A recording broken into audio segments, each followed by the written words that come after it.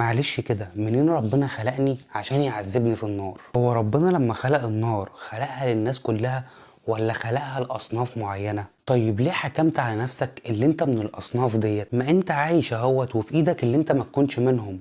ربنا ما اجبركش على حاجة. وبعدين لو ربنا كان اراد اللي انت تتعذب في الدنيا او في الاخرة كان سخر لك ليه كون كامل عشان تتمتع فيه، لدرجة اللي الناس بتبقى عايزة تعيش ومش عايزة تموت عشان تتمتع بالدنيا.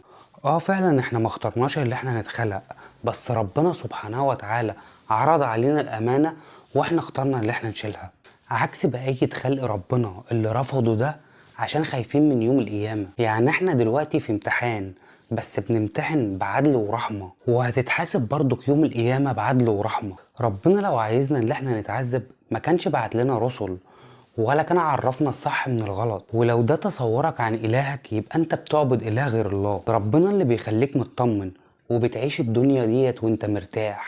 مفيش مسلم بيخلد في النار حتى لو دخلها لفترة ربنا الأعلم بيها. في مؤمنين أصلا مش هيخشوا النار خالص، هيروح يوم القيامة هيلاقي نفسهم في ظل عرش الرحمن في يوم الحر الشديد. ووقت الضلمة ربنا هينور طريقهم، ووقت الحساب ربنا هيستر ذنوبهم كلهم عن البشر وهيغفر لهم الذنوب ديت. هيدخلوا الجنة ويتنعموا بنعمها، اللي أقل واحد فيها هيبقى نصيبه زي ملك الدنيا كلها، ما بالك بقى بالفردوس. انت لسه عايش، سيبك من الأسئلة دي كلها اللي مش هتنفعك. اشتغل انت بس وخلي هدفك اللي انت تبقى من الناس ديت، وربنا لو شاف منك خير واحد بس هيكفيك بخير أضعافه. احمد ربنا انك عارف انت جاي هنا ليه وهتعمل ايه وبعد كده هتروح فين.